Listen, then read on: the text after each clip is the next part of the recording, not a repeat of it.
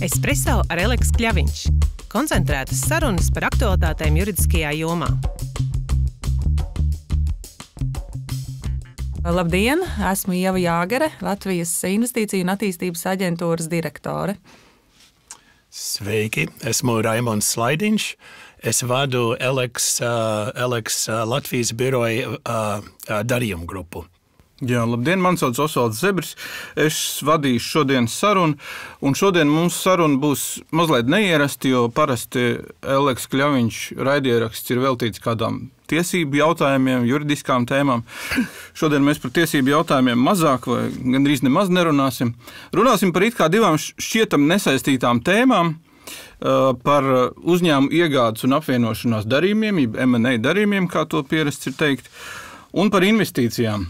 Bet patiesībā abas šīs tēmas ir ļoti cieši saistītas, jo tās abas atspoguļo uzņēmēju lielā mērā tādu kā uzticēšanos Latvijai vai valstī, kurā tie strādā, arī Latvijas gatavību uzņemt jaunus uzņēmējus, jaunus investors. Un arī jāsaka, abas šīs tēmas, manuprāt, ir tādi kā vēstneši, kas liecina par notikumiem, kas tādā makroekonomikas līmenī vēl varētu tikai sekot. Vai ne? Jo šis ir kaut kas tāds, nav gluži mikroekonomika, kur mēs runājam par konkrētiem atsevišķiem uzņēmumiem, nav gluži makroekonomika, jo, teiksim, M&A darījumi ir jau kaut kas ne makro līmenis. Vai ne? Tad ar tiem apvienošanās un iegādes darījumiem arī sāksim. Es zinu, ka Eleksu katru gadu starptautiski pēta un analizē šo darījumu skaitu un vērtību Eiropā, arī Baltijas valstīs. Un es varu pieminēt to, ka 2024. gadā Baltijas valstīs ir reģistrēts 231 darījums, 2,1 miljarda eiro vērtībā, kas ir diezgan liels pieaugums Baltijas valstīm, un tāda mums īpaši iepriecinoša ziņa, ka Latvijas daļa tajā Baltijas valstu, ja tā var teikt, pīrāgā ir pieaugusi, viņa bija 20%, un tagad ir 25%. Tātad kaut kas Latvijā šajā jomā ir vērsies uz labo pusi, jo tā mazliet atskatoties vēsturiski, tad Latvija vienmēr ir bijusi Baltijas valsts tā kā vājākais posms, teiksim tā, šajā M&A darījuma jomā. Raimond, varbūt tad ar to arī mēs varētu sākt. Tu varētu pakomentēt, kā mēs izskatāmies Baltijas valstu vidū un kas ir noteicis šo nelielo, bet tomēr pieaugumu Latvijai. Jā, paldies. Tas pieaugums, protams, tas liekas kopā no vairākiem faktoriem, bet viena lieta, kas parādās mūsu tajā pētījumā pagājušo gadu, principā pa visu Baltiju, bet arī tas saistās ar Latviju un varbūt to pieaugumu tieši tāpēc ir, kad diezgan liels īpatsvars darījuma ziņā pagājušajā gadā bijis vietējie investori. Vai no vietēji uzņēmumi, vietējie investīcijas fondi, vietējie individi, kas ir pirkuši pārdevuši uzņēmums. Piedošanu. To mēs redzam Baltijas līmenī, kad tas īpatsvars pret ārvalstu ieguldītājiem, kas ir nākuši pirkt uzņēmums, tas īpatsvars apmēram ir 50 pašlaik. Agrāk tas ir bijis daudz vairāk ārvalstu investoru pusē, īpaši, kad ir kaut kāda lielāka darījuma. Piemēram, ir bijuši gadi, kur kopējā darījuma vērtība Baltijā no ārvalstu ieguldītāju puses ir kaut kur pie 80%. Man liekas, tas bija augstākais rādītājs vienā gadā. Pagājušajā gadā tas jau ir ārvalstu investoru darījuma līmenis ir zem 50%. Tātad, principā, vietējie investori notiek daudz vairāk kustības uzņēmuma pirkšanas pārdošanas ziņā. Un tas iespaido Latviju, kas ir patīkami redzēt. Latvijā, jā, katru mēnesi viņa darījuma skaits noteikti aug pagājušajā gadā. Mums bija, pagājušajā gadā bija 25% no Baltijas darījumiem, bija Latvijas darījumi, iepriekšējā gadā bija 20%, pirms tam to gadu bija 15% no visiem Baltijas darījumiem. Un es zinu, ka mēs abi esam sēdējuši šeit un kastījuši galvas, kāpēc tā ir un ko var darīt. Bet izskatās, ka iet uz labo pusi, kas ir tā labā ziņa. Šogad būs trešdaļa, varbūt. Varbūt, teiksim, jā. Tas būtu loģiski. Jā, vajadzētu būt. Un cerības ir, ka tā būs. Mēs redzam aktivitāti darījuma tirgu pašlaik. Tātad tur ir visādi arī vēsturiski iemesli, man liekas, kāpēc ir bijis tās atšķirības starp Baltijas valstīm darījuma ziņā. par ko mēs varam runāt. Jā, varbūt tad pakomentē uzreiz, kas tad ir tie vēsturiskie galvenie. Es domāju, tur ir tāds vēsturiskais mantojums, kad Igaunija izsitās ar visu savu Skype, ar to Skype to burbuli, kas notiek ar to, kad izgudroja Skype, ka viņi pārdeva Igauņi tie investori, kas veidoja Skype. Un tas labums bija tajā laikā, ka viņi lika savu naudu atpakaļ Igaunijā, startup pasaulē. Un veidoja jauns uzņēmums, un tad tie uzņēmumi tika pirkt un pārdot un tā tālāk. Man liekas, tas ļoti palīdzēja Igaunijas darījumu pasaulē. Un tā viņi veidojās uz priekšu kopā ar visu savu Igauniju un demokrātisko ekonomisko vidi. Un Lietuva pirmkārt ir lielāka valsts nekā pārējās Baltijas valsts, tad tas lielums dod kaut ko, lielāku uzņēmumi. Viņi izsitās dažs gadus atpakaļ ar fintech, ar visu to fintech likumdošanu un aicinājumu veidot fintechs Lietuvā, tas arī kaut ko deva. Tātad viss šīs lietas notikās mūsu blakus valstīs, kamēr mēs diezgan ilgi iesēdamies, man liekas, tajā stāstā, ka mēs esam tilts starp rietumiem un Krieviju. Un tas īpaši ņemot vērā visu ģeopolitisko situāciju, tas īpaši veiksmīgs nebija galā. Un līdz ar to, man liekas, mēs drusciņi ilgi palikam tajā stāstījumā, kamēr Igaunija un Lietuva domāja citus stāstus. Un kaut kā viņi izcitās agrāk ar darījumu ziņām un pievilcību ārvalstu investoriem. Manā skatījumā kaut kas tāds, domāju par to makrobildu Baltijas valstīs. Protams, viss tas saistās arī ar iekšējo likumdošanu katrā valstī, kādā vidē uzņēmuma strādā, birokrātiskie šķērsli, kur ir vieglāk strādāt, kur nav tik viegli strādāt. Viss šīs lietas, ar ko Latvijas valdība tagad strādā. Tātad, man liekas, tas, ņemot vērā to statistiku, pozitīvo statistiku pašlaik, plus visu to, ko mēs dzirdam un redzam, ka Latvijas valdība strādā ar šīm lietām, investīcijas aģentūra ļoti aktīvi darbojās, lai veicinātu investīcijas Latvijā. Tas viss iet uz to, ka varbūt mēs tiksim uz to trešdaļu Baltijas līmenī. Lai tā būtu, cerēsim. Jā. Ja, saki, kā ir no jūsu, no Lijas skatu punkta tajā investīciju kontekstā, vai arī tur mēs esam atpalicēja lomā, ja tomēr kaut kas ir mainījies pēdējos gados? Es noteikti esmu pozitīva un gribēšu teikt, ka tomēr ir mainījies un tas trends ir pozitīvs, arī skatoties uz mūsu valsts uzkrātajām ārvalstu tiešajām investīcijām, kas ienāk Latvijā, tad nevienu gadu, jau vairāk kā 10 gadus, mums nav bijis uz leju līkne. Mēs visu laiku pieaugam ar piesaistītajām ārvalstu investīcijām, un arī pagājušais gads Latvijai ir veiksmīgs. Kopā piesaistītās ārvalstu investīcijas ir 1,2 miljardi, un tieši ar Lijā palīdzību vai atbalstu mēs konkrēti strādājām ar vismaz pusi no šī portfeļa, kas tiks investēta Latvijā, kas mums ir 24. gada rezultāts, ir 655 miljoni. Kur iesaistījušies Lijā kolēģi, palīdzējuši konkrēti investoriem pieņemt labvēlīgu lēmumu par Latviju. Bet jāņem vērā, ka šie 655 miljoni, tas ir investoru solījums par investīcijām, kas tiks veiktas turpmākajos nākamajos gados. Un, protams, šīs summas arī iekļauj vietējā kapitāla uzņēmumu, vietējo investoru ieguldījumu, jo bieži vien ārvalstu investori jau nāk kopā kā joint venture ar vietējiem investoriem. Tā kā, protams, priecājamies par šiem skaitļiem, jo, kā mums patīk salīdzināties ar Igauniem un Lietuviešiem, tad Lietuvas investīcija aģentūra piesaistīja investīcijas gandrīz uz pusi mazāk, 350 miljoni kopā, un Igauniem gāja vēl švakāk, viņi piesaistīja 250 miljonus. Bet, protams, tas ir tikai rezultāts par gadu, mums noteikti jāskatās ir uz visu bildi kopā. Un šeit, protams, varētu būt mums labāk, jo kopējās uzkrātās investīcijas Latvijā no ārvalstīm ir 26 miljardi, Igauniem ir 30 miljardi, mazliet vairāk, bet jāņem vērā, ka viņi pa 500 miljonus iedzīvotāji ir mazāk, viņi ir mazāka valsts, savukārt lietuviešiem ir gandrīz pa 10 miljardiem vairāk, tie ir 37 miljardi. Tas ir uz šī gada sākuma? Jā, uz 24. gadā. Kopš neatkarības atjaunošanas, vai kas ir periods? Nē, tie ir 11 gadi. 11. Kopš tikusi sākta vākt statistika, bet tas nav 100 gadi, tie ir 11 gadi. Vispār tā investīcija statistika, tā ir viena atsevišķa tēma, jo man ir prieks, ka jūs šeit esat, kad ir cilvēks, kā saka, kurš var autoritīvi pateikt, cik tad ir, jo tie cifari būtiski atšķirās. Bet sakiet, tie 1,2 miljardi, kas ir gan jūsu darbiņš, gan pašu investoru pašu par sevi ir atnākuši, vai vēl kāds cits ir palīdzējis.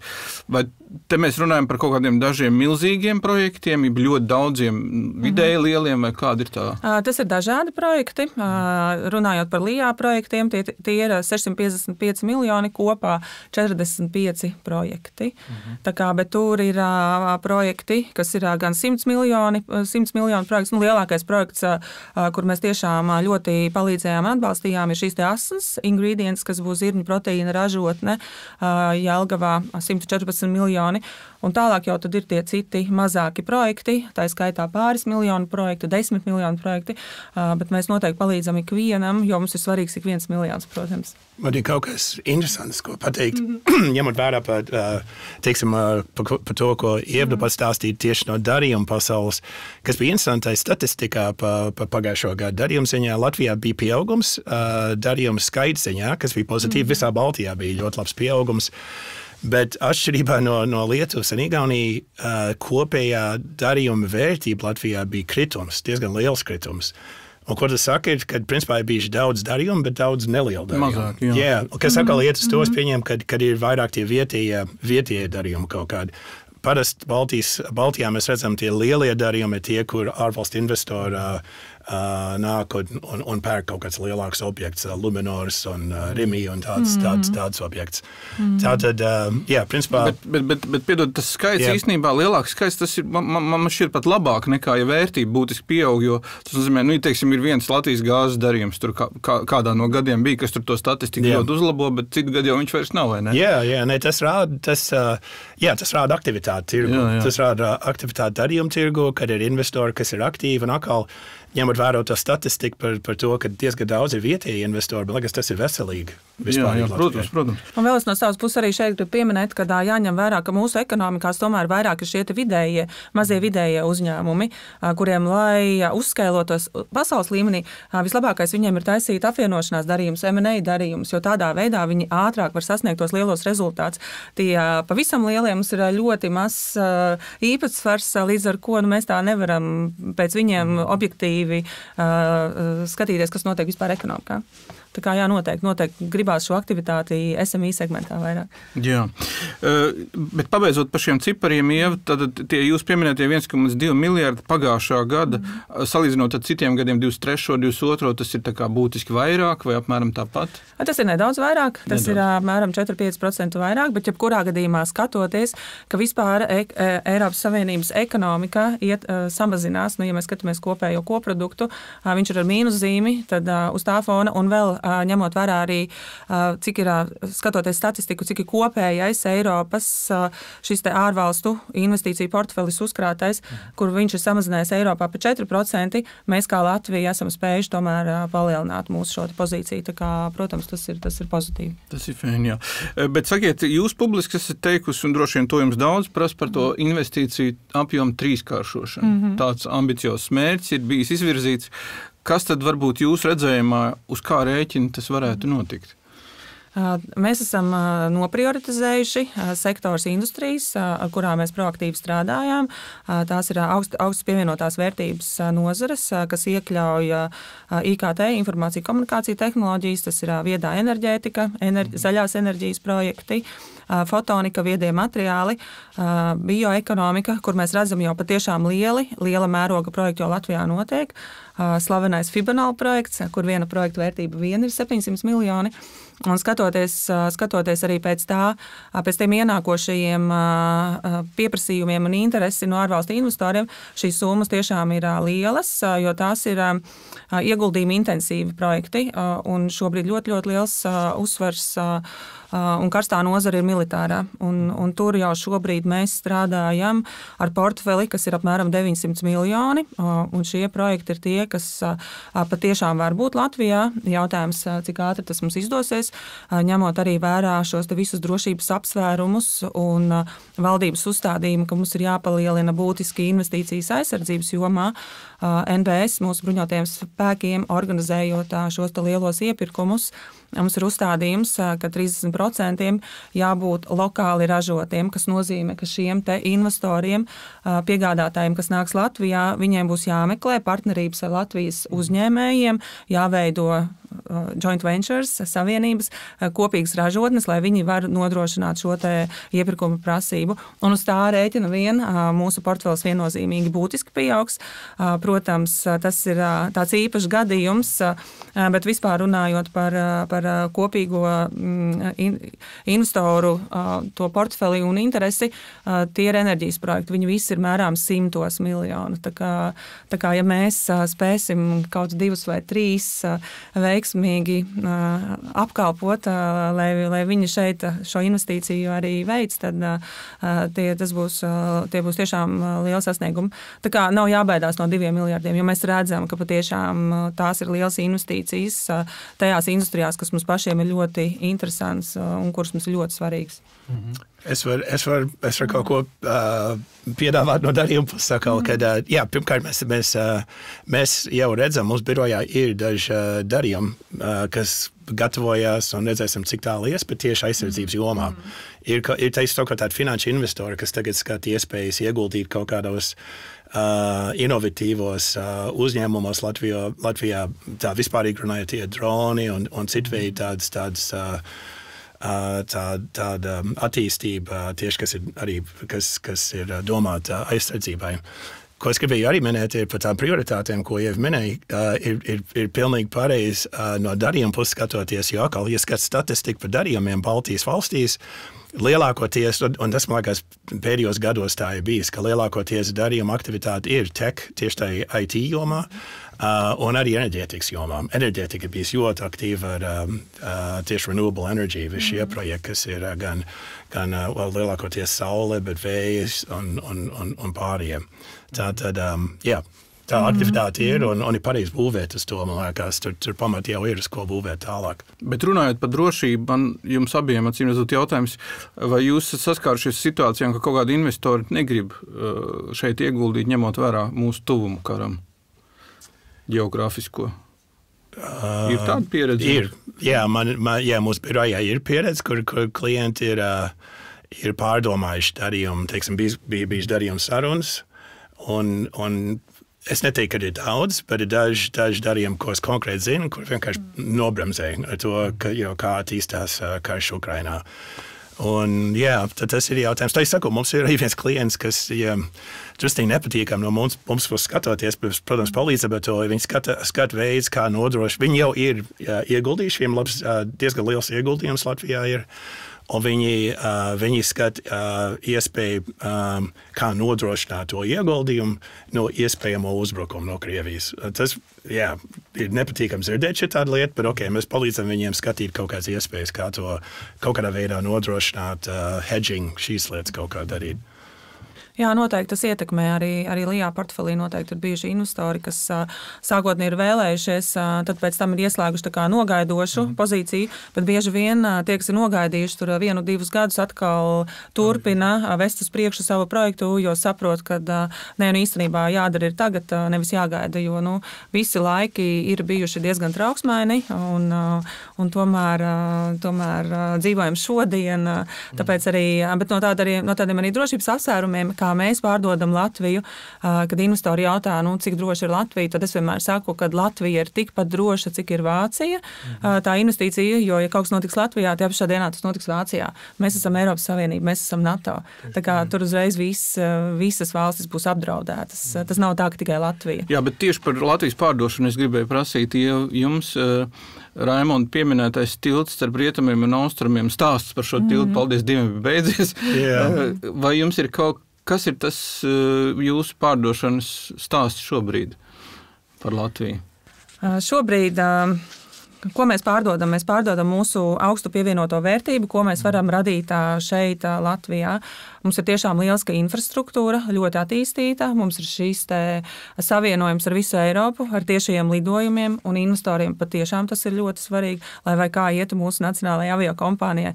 Mums ir ļoti liela vajadzība, ka šie lidojumi ir, jo bieži vien tas iespējams ir tas, kas nospēlē, kāpēc tā investīcija būs Latvijā, nevis viņa būs Lietuvā vai Igaunijā. Un to vienmēr investori uzsver mums. Tad mūsu cilvēku kapitāls. Mums ir tiešām augsti kvalificēti speciālisti, mums ir laba izglītība, mums ir labas universitātes, līdz ar ko investori to uz šīm lietām ļoti skatās. Un salīdzinājumā, protams, arī tagad skatoties ar Igauniju, ar Lietuvu, tādā cilvēku kapitālā un atalgojuma izmaksu ziņā mēs šobrīd esam konkurētspējīgāki nekā viņi, tāpēc šobrīd tās ir kārtas, ar kurām mēs spēlējam. Konkrēti salīdzinot atalgojumu, cik par tiem pašiem spēlētājiem, speciālistiem būs jāmaksā vai Lietuvā vai Igaunijā. Un tas pats arī ar nekustamā īpašuma cenām, protams, arī tās mums šobrīd ir zemākas nekā Igaunijā, Lietuvā. Bet te jāņem vērā arī tas, ka viņu tirgi jau diezgan piesātināti ar tiem pašiem biznesa centriem, kur ir pieprasīti augstie speciālisti, kas Latvijā vēl nav tik piesātināts. Tā kā mēs sasniegsim konkrēto piesātinātības līmeni, arī mums cenas ies uz augšu, arī mūsu iedzīvotājiem, arī mums labklājība celsies uz augšu. Tā kā tas notiks vienkārši automātiski. Jā. Man ir viens novērojums par to ģeopolitisko risku, ka, jā, kā es minēju, mums ir bijuši tādi gadījumi, kur mēs esam saskārušies ar to, bet arī es piekrītu, ka tas nenozīmē, ka tie darījumi vēlāk varbūt neies uz priekšu. Viņi tā kā pauzē pašlaik, redzēsim, kas notiek.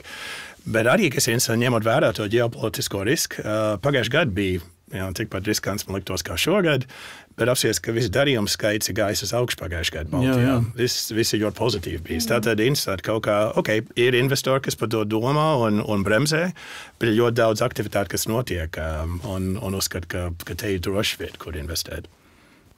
Jā. Vai jūs abi varbūt varat minēt, kā jūs vispār saskatāt šī gada to attīstības potenciālu? Darījuma jomā droši vien ir jau kaut kādi pirmie novērojumi, kas liecina par šo gadu. Jūs mazliet raksturojāt investīciju, kaut kādus lielus investors, kas varētu nākt, bet kāds tas šis gads izskatās jums abiem? Es nezinu, mēs ceram, ka būs vēl, kā teicu, mums jātiek uz to trešdaļu Baltijas līmenī skaitziņā. Mums gads sākās aktīvs, bija ļoti, un ir vēl ļoti cerīgs. Darījuma pasaulē ļoti interesanti, jo viņi ir, un man ļoti patīk strādāt tajā pasaulē, viņi ir ļoti jūtīgi pret riskiem. Principā, teiksim, tādi uzņēmumi, kas domā par citu uzņēmumu pirkšanu pārdošanu, īpaši lielos apjomos, ja tā ir liela summa, tad viņi ļoti domā par riskiem, ieskaitot mūsu gadījumā ģeopolitisko risku, tur prosti ekonomiskie riski un citas lietas arī. Un kaut kāda bremzēšana bija jūtams, man liekas, ar Amerikas politiku pret NATO un viss, kas bija šī gada, teiksim, pirmos mēnešos. Teiksim, bija ļoti aktīvi gada sākums, tāda drusciņa sajūta, ka piebremzējās, nebija tik aktīvi pēkšņi vienā brīdī, bet darbi turpinājās. Tātad skatīsimies, bet cerams, ka būs. Jums ir arī kaut kādi projekti, kur Latvijas uzņēmumi pērk kādu ārvalstīs? Mums ir, bet nav daudz. Protams, lielāko daļu nāk iekšā Baltijas valstīs. Mēs maz darījumus eksportējam uz ārzemēm, bet ir pašlaik mums viens investors, kas skata iespēju pirkt Amerikā kaut ko. Bija šies darījums Skandināvu valstīs arī. Okay. Jā, mums LIA plānos, protams, ir pieaugums plānots salīdzinājumā pret iepriekšējo gadu. Šogad plānojam noslēgt ar 790 miljoniem piesaistīto investīciju. Šobrīd jau mums ir 4 veiksmes stāsti, kur viens ir pietiekami liels, virs 100 miljoniem, kas būs Kunziņu salā biodegvielas ražotājs no augu eļļām. Tāpat mums ir potenciālais veiksmes stāsts par avio kravu pārvadājumiem, kur ir no Dubajas investors. Latvijā taisīs bāzi. Tā kā mums ir lieliskas iestrādes un kā jau minēju, šie militārie projekti, viņi noteikti šogad būs. Mēs pie viņiem šobrīd ļoti intensīvi strādājam, un tur būs liela apjoma ar investīcijām. Ja sakiet vēl tādu lietu par valdības, es nezinu, vai pašvaldības, kā kuro reizi iesaisti. Es zinu, ka pirms daudziem gadiem Lietuva tika minēta kā tas piemērs, ka tur izteikti proaktīvi, tā teikt, es vairs neatceros, laikam tā bija Viļņas pašvaldība, kas šos te biznesa pakalpojumu centrus uzrunāja un piesaistīja un tam līdzīgi. Vai jūs redzat, ka šajā kontekstā kaut kas ir mainījies un notiek arī Latvijā? Jā, noteikti. Mana komanda strādā no šī gada patiešām proaktīvi. Katrai, un kad es runāju par komandu, tā man ir Rīgā bāzēta komanda, kas strādā ar investoriem, un tie ir ārvalstu pārstāvi, kas mums ir 23. Attiecīgi viņi savās valstīs identificē potenciālos investors, kas būtu ieinteresēti investēt Latvijā, un tie ir tieši šie te biznesa pakalpojumu centri. Tāpat mēs redzam, ka mums ir lieliskas iespējas attīstīt fintech nozari līdz ar jauno regulējumu. Arī tur mums ir jau sagatavots tāda kā pitch prezentācija ārvalstu pārstāvjiem, kur viņi ies savās valstīs, aicinās to valstu uzņēmējus nākt un licencēties Latvijā. Tā kā mēs konkrēti saprotam tos punktus, ar kuriem mēs varam strādāt vislabāk un proaktīvi ejam uz āru gan pie investoriem, gan pie uzņēmējiem. Es sapratu no lietuviešu kolēģiem, ka Lietuvā fintechs ir noslēgts, ka viņiem nav kapacitāte vairs, es sapratu. So līdz ar to tas ārpalab Latvijā. Tās ir tādas lieliskas iespējas mums, kuras mums šobrīd ir jāizmanto, ar kurām tiešām mēs šobrīd varam labi pastrādāt un to izdarīt. Un Lijā kolēģi tiešām ir aktīvi, un skatoties tām aktivitātēm, patiešām rezultātam ir jābūt. Šķēršļi?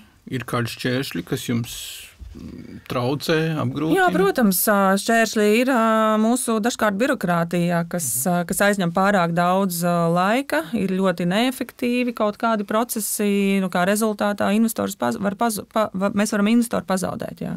Bet, teiksim, jūs novērojam, es pieņemu, ka jūs esat diezgan daudz tikusies arī ar kaut kādiem potenciāliem investoriem, vai patiešām, vai tas nav tāds mazliet mīts, ka šeit Latvijā ir 2 trakāka birokrātija nekā citur? Pieņemsim, es esmu dzirdējis, ka Vācijā ir grūtāk, teiksim, nodibināt uzņēmumu un uzsākt darbību nekā šeit. Tas nav tikai par uzņēmumu nodibināšanu noteikti. Tur diezgan labi viss ir attīstījies un gājis uz priekšu. Šeit vairāk par tādām specifiskām lietām, piemēram, būvniecības likums. Tagad tur būs ļoti liels izmaiņas un cerams, tie procesi būs ātri, bet kā bija iepriekš, mums tas viss bija 2 ilgāk, attiecīgi 2 ilgāk, tas investoram izmaksā 2 dārgāk. Kā rezultātā mums bija daudz zemāk apjoma nekustamā īpašuma ofisu investīcijas, kāds bija Lietuvā un Igaunijā, ko mēs tagad lieliski redzam. Un šīs ir tās lietas. Dažkārt tiešām latviešiem ļoti patīk pārcensties, ko nedara lietuvieši un igauņi. Kā tev vai investīciju projekti, pie kuriem jūs strādājat, vai jūs redzat, ka Igaunija un Lietuva arī cenšas? Jā, protams. Protams, katram projektam mēs cenšamies noskaidrot arī no investora, kas ir tas shortlist ar valstīm, ar kurām mēs sacenšamies. Un bieži vien tur ir, visvairāk tur ir Lietuva, ar ko mēs sacenšamies. Protams, ir arī Polija. Igaunija varbūt pēdējā laikā netik daudz, tāpēc, ka viņiem tur ir savas problēmas. Tā kā jā. Mēs vienmēr skatāmies, kas ir tās lietas, un vienmēr, protams, arī cenšamies arī noskaidrot, ja arī tas lēmums nav bijis mums pozitīvs, tad mēs vienmēr gribam noskaidrot, kas ir bijušas tie apsvērumi, kāpēc citi, nevis mēs. Bet jā, pagaidām projekti, kas ir noslēgušies, viņi mums ir labvēlīgi, bet tajā pašā laikā arī, protams, runājot par citiem apstākļiem, par šiem te lielajiem datu centriem, ar kuriem mēs arī intensīvi pagājušajā gadā strādājām, bet kopš Baidens pieņēma šo čipu aktu, kur Latvija ir ielikta 2. kategorijā, kas uzreiz šie lielie datu centri pateikuši, kamēr mēs būsim 2. kategorijā, mēs tā kā neturpināsim šo investīciju tā kā izskatīt. Tā kā tas arī mums nepalīdz. 2. kategorijā tas neizklausās. Jā, tur valsts ir sadalīts, mums ir limitēta tā čipa pieeja, kas ir iespējama no Amerikas. Jā, tur ir bet tas ir Eiropas, tas tiks risināts Eiropas Savienības līmenī. Tāpēc, ka Eiropas Savienība ir sadalīta dažādās valstu kategorijās. Mēs esam tajā kategorijā, kur ir ierobežot limiti, un citas valstis ir tām, kurām nav nekāda ierobežojuma. Bet tur, kur mēs esam, tur ir arī Polija, tur ir arī tiešām lielas valstis, kurām ir kritiski svarīga tā čipu pieejamība, ja viņi domā par mākslīgā intelekta attīstību. Un arī aizsardzības. Jā, un arī aizsardzība. Ik viens, bet tas jau ir izcināms ar Eiropas Savienības līmenī, komisijas līmenī. Sakiet, Ieva, kā ir tādā valstu vai tādā geogrāfiskā griezumā, kas tad ir tie mūsu investīciju partneri galvenie un varbūt kas ir tās valsts, ar kurām pieaug sadarbība Latvijai? Jā, skatoties tad uz mūsu uzkrāto ārvalstu investīciju portfeli, tad vislielāko daļu sastāda tieši Zviedrijas kapitāls, Zviedru investori, 30%, kas tiešām ir būtisks.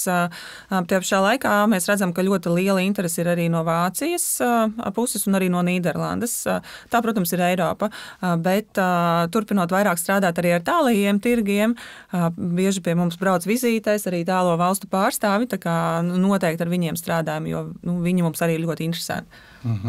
Ja, mums darījuma ziņā, principā Baltijas valstīs lielākoties ir bijis ar Skandināvu valstīm darījuma partneri. Arī Vācija, protams. Amerikā mēs esam strādājuši ar Amerikas investoriem diezgan bieži. Viņi vairāk parasti interesējās par IT uzņēmumiem. Kaut kāda no Silicijas ielejas šāda veida, kas grib piepirkt kaut ko klāt, kaut kādas inovatīvas zināšanas.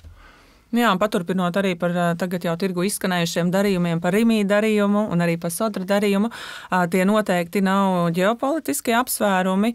Runājot par RIMI darījumu, tas bija strateģisks lēmums, un šī Zviedru investoru vietā stājās Dānijas investors, tā kā mēs ļoti priecājamies, kad tie ir Dāņi un viņi izrāda interesi par Latviju un viņi nebaidās no ģeopolitiskās situācijas, un arī Sodras gadījumā tas ir strateģisks vairāk lēmums nekā tāds citu risku apsvērums. Jā, par Sodras gadījumā es nevaru atklāt, kas īsti, bet mūsu birojā ir ārvalstu investori, kas skata tieši to Sodras darījumu, skata iespēju piepirkt to. Tad līdz ar to nav tā, ka ārvalstu investori baidās te nākt. Viņi skata to iespēju iegūt. Bet sakiet, ja vēl par to aktīvo pārdošanu runājot, es zinu, ka Lietuvas LIA kapacitāte tomēr ir lielāka cilvēku resursu ziņā, un es nezinu, kā tur ar budžetiem droši vien arī. Vai jūs redzat, ka nākotnē jums vajadzētu vairāk to kapacitāti, viņi ir tā kā optimāli šobrīd? Protams, tas būs jāskatās. Mēs tikko esam sākuši strādāt jaunās komandas sastāvā, kur mēs esam 33 cilvēki, kas tiešām strādā ar investīcijām. Jā, Lietuvā tie joprojām ir 100 cilvēki, bet te jāņem vērā tas, ka lietuvieši, viņi ir ļoti aktīvi, bet viņiem paliek arvien grūtāk pārdot Latviju, ja investors salīdzina šobrīd Latviju, Lietuvu, jo, kā jau es minēju, mēs esam konkrēti spējīgāk atalgojumā, nekustamā īpašuma cenās un arī citos apsvērumos.